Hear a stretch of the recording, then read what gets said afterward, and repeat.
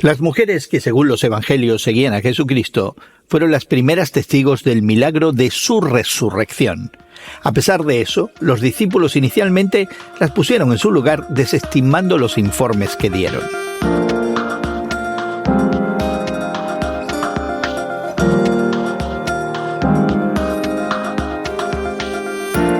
Gracias por acompañarnos entre amigos esta conversación semanal sobre la fe cristiana y el mundo contemporáneo con tu amigo Gerson García.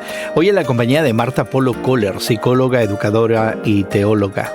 Hoy conversamos sobre las mujeres de la resurrección ya en anticipación a la fecha de la Pascua, donde sin lugar a dudas el protagonista es Cristo resucitado, pero donde encontramos la historia de mujeres que siguieron justamente a Jesucristo. Pero antes te invitamos a suscribirte a nuestro podcast que encontrarás en tu plataforma de podcast favorita. Encuentra y escucha Entre Amigos con Gerson García en Apple, Spotify y YouTube. También, por supuesto, te invitamos a que compartas nuestra conversación en tus redes sociales, que nos ayuda de gran manera, y que permitas también a tus amigos y seguidores participar de este tiempo juntos.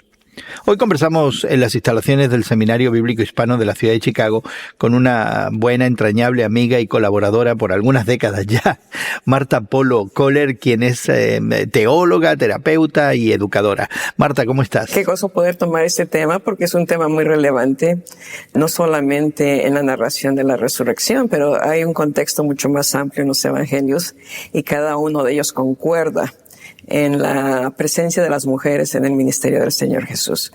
Para darte un ejemplo, Lucas 8 nos habla muy específicamente de que había un grupo de mujeres que servían al Señor Jesús, no tan solo con su servicio físico, que pudiera haber sido hogareño, tipo doméstico, pero también de tipo de seguidoras de Él y también con sus bienes. Los evangelios nos muestran esa presencia de ellas a lo largo del ministerio del Señor, no tan solo en Galilea, sino en todas las ciudades alrededor de Galilea, donde ellas están presentes. Y eso llama mucho la atención porque vemos al Señor Jesucristo rompiendo moldes culturales, sociales, aún religiosos, no tan solo de llamar a sus discípulos, sino llamar a estas mujeres, ¿no? Y también, obviamente, la idea, ¿no?, de que no solamente eran personas ignorantes, eran personas de mucho peso, ¿no? O sea, y vemos ahí el trabajo de ellas, y claro, los evangelios se enfocan más en las enseñanzas del Señor Jesucristo, a sus discípulos, pero ciertamente a sus discípulas, porque si pudiéramos correr el velo de la historia de la resurrección, podemos saber que durante el tiempo más difícil, que es la crucifixión, los apóstoles, con excepción de Juan, porque Juan está presente, o sea, todos no están presentes, o sea, huyen. Posiblemente las mujeres estaban al pie de la cruz. Los otros evangelios, Mateo, Lucas y Marcos, nos dicen que desde lejos estaban observando, ¿no? O sea, que participaron de ese evento tan difícil de poder comprender. O sea que se rompen en la narrativa del Nuevo Testamento, de los Evangelios, se rompen los moldes que muchas veces tradicionalmente se han visto en la tradición judeocristiana, ¿no? La mujer es más frágil, es más emocional, hay que protegerla más en sus emociones, ¿verdad? Las mujeres lloran, los hombres no lloran. Y parece que todas estas presencias de la mujer en la narrativa del Nuevo Testamento apuntan a todo lo contrario. Son las que tienen fortaleza de ánimo para permanecer a pesar del dolor, las que están dispuestas a ayudar a pesar del dolor. Sí, y que no tienen miedo a ser identificadas como seguidoras. La idea de que la mujer no tiene ese valor mismo que tenía el hombre en esa cultura, en ese contexto, pues no son tan vistas, ¿no?, como subversivas como fueron vistos los discípulos del Señor Jesucristo, ¿no? Y estuvieron ahí presentes, ¿no?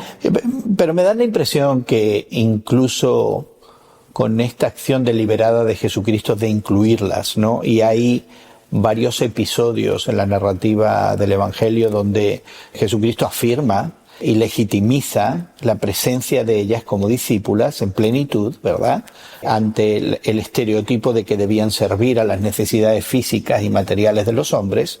De pronto Jesucristo dice, no, Marta eligió la mejor porción, ¿verdad?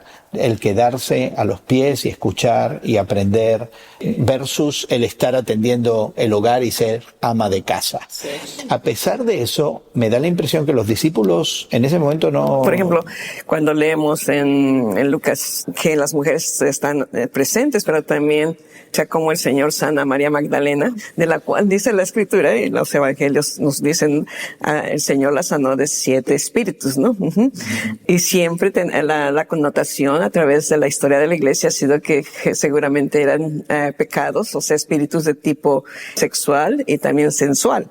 Lo cual posiblemente no era el caso. Posiblemente la mujer sufría de epilepsia o tenía algún problemas mentales, emocionales, de los cuales el Señor la sana inmediatamente. ¿Y cuál es la respuesta de María Magdalena? Seguirlo. Y sería interesante, Marta, y te voy a emplazar para que lo hagamos, quizás algún día hablar de la sexualización o sensualización de la imagen de María Magdalena, porque por ejemplo en el cine no hay ninguna María Magdalena fea o mayor de edad, en la tercera edad. Todas son mujeres jóvenes en la plenitud de la vida y muy atractivas, ¿verdad? Hay esta idea de que se asocia de alguna manera la imagen y estos espíritus con pecados del orden sexual, sensual. Bueno, y como te decía, pensando, ¿no? Las mujeres son las que están ahí dispuestas a ser testigos de la crucifixión a costa del precio que hubieran podido pagar, ¿no? Si hubieran sido perseguidas, igual que fueron todos los discípulos y aquellos que seguían al Señor Jesús. La otra escena que realmente llama mucho la atención es que ellas se atrevieron a permanecer cerca de la cruz hasta que fue bajado del Señor de la cruz, ¿no? Y entonces José de Arimatea pues se lleva el cuerpo y lo sepulta, pero ellas están presentes, ellas fueron testigos también de la sepultura, no tan solo, ¿verdad?, de su ministerio, de su crucifixión, pero fueron a la sepultura, ¿no? Yeah. Y dice, ¿verdad?, que ya era tarde y José de Arimatea tuvo tiempo de ungirlo y ponerlo en la sepultura, pero cerró la sepultura y ellas, ¿verdad?, entendiendo su deber, del deber de un cuerpo ya sin vida, de ungirlo, se preparan, van y compran. Ya, el trabajo había quedado sin concluir y ellas regresan con ciertas preocupaciones de cómo abrir la tumba y con la practicalidad de terminar el trabajo de preparar ese cuerpo completamente para la sepultura. Iban con toda la intención de preparar el cuerpo del Señor, ¿no? Sabían exactamente dónde había sido puesto, o sea, sabía que había muerto, sabía dónde lo habían puesto, sabía que tal vez hubo un ungimiento muy rápido para que el día del sábado no les llegara. Y regresan el día domingo a hacer la faena. Hablemos un poquito entonces de ese acto deliberado en la revelación de incluir a estas mujeres, porque tú y yo venimos de una tradición donde cuando miramos a las Escrituras creemos de alguna manera que hay una intencionalidad, no solamente en las cosas que se cuentan, pero también en cómo se cuentan y en cómo se ordenan, ¿verdad? Que no son simplemente historias así al azar, como podríamos contarlas tú y yo, pero que están planeadas de alguna manera, y no solamente eso, algunos de nosotros creemos que eso es obra del Espíritu Santo. Por supuesto. Que fue el editor en jefe. Bueno, y aquí tenemos esta narrativa donde deliberadamente las mujeres toman un protagonismo que no tienen los discípulos. Las mujeres han quedado muy bien, como tú nos decías, en el momento de la crucifixión, están ahí, comienzan un trabajo, siguen quedando bien porque van a terminarlo y son protagonistas en este evento de la resurrección. Esa narrativa no se construye de forma casual. Aquí hay algo, este editor en jefe, que algunos de nosotros entendemos es el Espíritu Santo, está tratando de decirnos algo a los discípulos de aquella época, pero me da la impresión que incluso lamentablemente nosotros también necesitamos escuchar. Por supuesto, son ellas las primeras, o sea, las primeras que saben de la resurrección del Señor y son las primeras que tienen el encuentro con Jesucristo resucitado. Y en ese sentido, tienen la oportunidad de dialogar con el ángel o los dos ángeles que estaban en la tumba. Algunos evangelios nos dicen que fue uno, otros nos dicen que se fueron dos. El número no importa, pero el hecho de que aún, ¿verdad?, a ellas se les comunica directamente por mensajeros enviados por el Señor, por Dios Padre. Es decir, ¿por qué buscan entre los muertos al que vive? Ya se los había dicho que iba a resucitar. ¿Por qué? Porque lo vienen a buscar aquí. ¿Por qué lloran? O sea, y lo extraordinario no es tan solo que el mensajero, los mensajeros del Señor, les recuerdan esas palabras del mismo Señor Jesucristo, sino que es el mismo Jesucristo que se aparece a ellas y les da, ¿verdad?, evidencia de que estoy vivo. Me parece que en ese momento algunas de ellas no llegaron a entender quién era él hasta que él mismo se identifica. Y particularmente volvemos al caso de María Magdalena, ¿no? Cuando le dice, ¿por qué lloras, mujer? ¿Por qué lloras? Y entonces reconoce la voz del maestro. Ha andado tanto tiempo con el maestro que lo reconoce y le dice inmediatamente, maestro. Una de las cosas que me llama la atención es que estas mujeres ya con esta noticia inmediatamente hacen lo que hay que hacer, darla a conocer. Este es un evento portentoso, y sí, nos lo dijo y sí, se ha cumplido. Corren y de pronto dan la noticia y no se les cree. Y este es el detalle, en la tradición judía de esa época, si dos varones daban testimonio de algo, ese asunto se zanjaba. Por lo menos había 4 mujeres, ¿no? Entre ellas María Magdalena, la madre de José, Susana, o sea que había, y otra María, ¿no? Así que en ese sentido que ellas van y le dicen, pero fíjate que no tan solo es eso, sino que el mismo Señor Jesucristo le dice, vayan a mis hermanos, sean las portadoras de estas buenas noticias de que, ¿verdad? De que vayan a Galilea y ahí les veré. O sea que hay un círculo muy interesante cuando nosotros estudiamos con detenimiento las Escrituras de cómo estas mujeres se unen al grupo, o sea, estando en la región de Galilea, y como que se cierra el círculo donde dice, vayan a Galilea porque allí me encontraré, ¿verdad? Con ellos y con ustedes. Así que en ese sentido ellas van y dan cuenta de la resurrección y como dices, no les creen, ¿no? Porque la cosa cultural, pero también, o sea, la falta de fe de los discípulos, ¿no? Porque vemos que no hay esa fe instantánea, sino que tienen que correr a la tumba, ver que está vacía y entonces acordarse. Es una reacción muy humana. Quizás la pregunta que estamos tratando de plantear aquí sería, bueno, ¿dudaron de las mujeres por ser mujeres o dudaron por ser un hecho súper portentoso, ¿no? Inaudito, ¿verdad? Y yo creo que es lo segundo. Marta, Jesucristo deliberadamente las incluye como discípulas. Vemos que hay una gama extensa, un rango extenso de ministerios de esas mujeres, algunas sirviendo concretamente en las necesidades materiales, otras proveyendo con fondos para el funcionamiento del ministerio, otras con influencia, como la que vivía en el palacio y era una mujer prominente, ¿verdad? Y a lo largo del Nuevo Testamento eso se vuelve a repetir, algunas de ellas con dones de profecía, algunas de ellas con dones de palabra, con hospitalidad, toda esta gama enorme, ¿verdad? Y ahora vemos que el editor de la narrativa, el Espíritu Santo, las incluye en un momento portentoso. Y tenemos 2000 años en la Iglesia y todavía no hemos resuelto con claridad si las mujeres tienen ministerio o no tienen ministerio, qué ministerio tienen, qué hacen o qué no pueden hacer, o cómo lo van a hacer, o hasta dónde lo hacen, o por qué lo dejaron de hacer. Estamos debatiéndonos con estas cuestiones hasta ahora, cuando hay esta claridad diáfana en la validación del ministerio de la mujer. Mira, una de las cosas importantísimas es entender la resurrección desde el punto de vista, ciertamente, de que el Señor ha vencido la muerte y nos ha dado evidencia de que la muerte ha sido vencida, o sea, nuestra naturaleza pecaminosa también permanece con nosotros, sin embargo, nuestros pecados han sido perdonados por su sangre. Pero aquí lo importante es que les dice, díganle a mis hermanos que los veré en Galilea. Y obviamente, el ir a Galilea no solamente es de los hermanos, como mencionamos hace rato, ¿no? Es también de ellas. No hay que suceder en Galilea.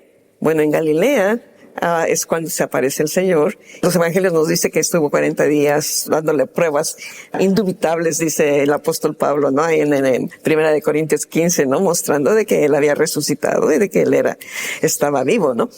Pero es ahí donde asciende al Padre. Y entonces les dan la comisión de ir y hacer discípulos a todo el mundo. O sea, no tan solo a los 12, pero también estaban las mujeres. Aunque no están incluidas en la narrativa de la ascensión del Señor Jesús, sería tal vez, ¿verdad?, hasta un tanto ilógico no pensar que estuvieran allí. De hecho, posteriormente vemos que las primeras comunidades, cuando llega el Espíritu Santo, y algunos creemos que quizás desde el comienzo, el lanzamiento oficial de la Iglesia como tal, ¿verdad? Ahí no son solamente los 12, hay un buen grupo. Y no nos imaginamos que esas mujeres que atendieron a Jesucristo en su ministerio terrenal desatendieron ahora a esta comunidad incipiente de la que el mismo Jesús tenía un propósito, no tenía un llamado, había planes. Sí. Mira, el libro de Hechos es muy claro, ¿no? Cuando después, obviamente, les da la comisión de ir a ser discípulos y es muy interesante, ¿no? Empiezan en Jerusalén, en Judea, en Samaria, hasta lo último de la tierra. Cuando les da esa promesa, le dice, pero van a recibir poder, ¿no? Cuando venga sobre vosotros el Espíritu Santo, por supuesto, y por eso van a ser ustedes testigos en estos lugares. Pero también el libro de los Hechos nos dice, ¿verdad?, que estaban en el aposento alto, Hechos 2, y entonces se nos habla de 120 personas, entre los cuales también estaba María, y en esta ocasión incluyen a la madre de Jesús, que sería inconcebible no pensar en las otras mujeres presentes. Así que sabemos que la Escritura es inspirada por el Señor, como lo dijiste hace rato, el Espíritu Santo es el editor de las Escrituras y las creemos, ¿no?, de esa manera. Pero también tenemos que entender que los que escribieron las Escrituras no eran máquinas de dictado, eran personas que usaban su propio contexto cultural, sus propios valores. Y claro, ¿verdad?, escribieron los evangelios tomando en cuenta su propia personalidad y su propio contexto sociocultural. Pero al mismo tiempo, Marta, yo creo que lo desafiaron. Yo me imagino a alguno de ellos profundamente enraizados en el judaísmo, ¿no? Como lo estaban todos ellos, ¿no? Sí. Quizás el caso de Lucas es diferente porque parece que es un judío helénico, pero Mateo, Juan, Mateo, Juan son judíos. Yo me imagino escribiendo a veces con dificultad estas cosas y reflexionando acerca de esta narrativa que de pronto, como nos sucede ahora a nosotros, tiene viveza y nos pega en la mente, en el corazón, en el alma, y de pronto salen todas estas cosas que no son fáciles de admitir y que nos incomodan profundamente. Yo me imagino que también en el acto de escribir es posiblemente que el Espíritu Santo estaba inquietando a muchos. Por supuesto, ¿no? Por supuesto. Y como apuntas, ¿no? Está en los 4 evangelios. Unos les dan un poquito más de espacio, ¿verdad? Otros lo hacen de una manera más breve. Pero la verdad es que el amor del Señor hacia sus discípulos, incluyendo a las mujeres, sus discípulas, es extraordinario, ¿no? El domingo de resurrección nos vamos a centrar todos en el acto portentoso y Jesucristo va a ser el protagonista, ¿verdad? El Jesucristo resucitado, vencedor, triunfante, que nos reconforta, que nos deja saber que su obra fue efectiva, que el Padre la aceptó y que ahora el velo se rompe y tenemos acceso, ¿verdad? Él va a ser el protagonista. Pero si consideráramos estas otras historias menores dentro de esa gran narrativa, como en el caso de las mujeres, ¿qué podríamos aprender de ellas? ¿Qué mensaje tienen ellas para la Iglesia en el siglo XXI? Bueno, en primer lugar, el amor extraordinario que las mujeres le tuvieron al Señor Jesús, el compromiso tan elocuente, ¿no?, y presente en los evangelios. Pero aquí, ¿verdad?, la pregunta es, y la invitación de las mujeres es, volvamos a Galilea. Volver a Galilea quiere decir, volvamos, ¿verdad?, porque tenemos una comisión. Se nos va a asignar una comisión en la cual tenemos que ser fieles.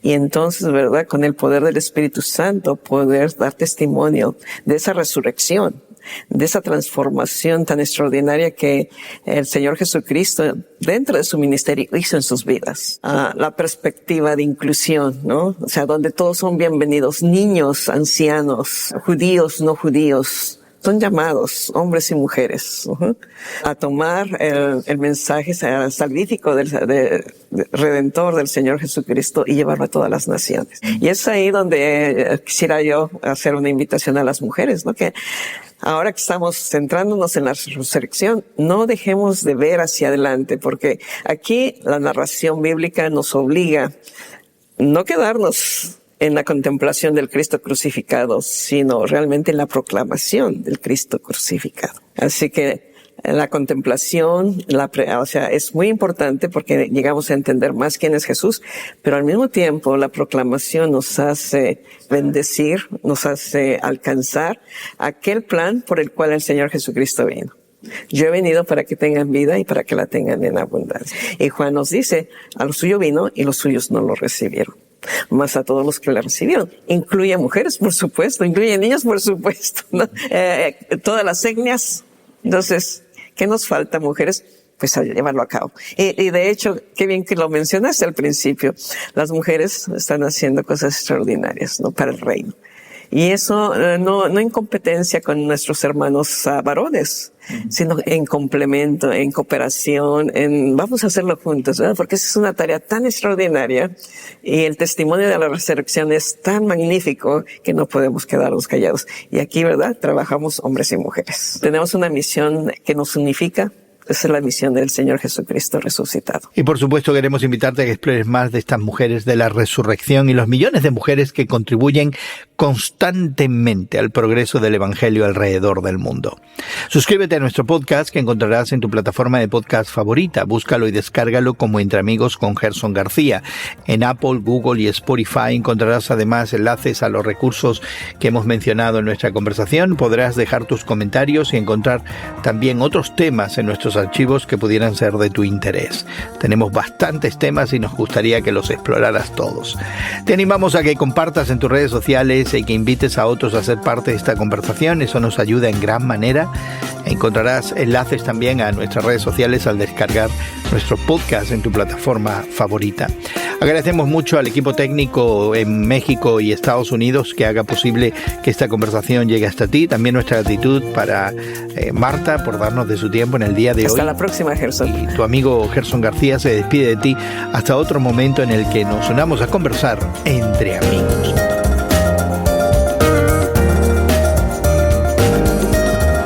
Entre Amigos con Gerson García es producido por Eventual Media y distribuido por Radio Moody para ministerioreforma.com.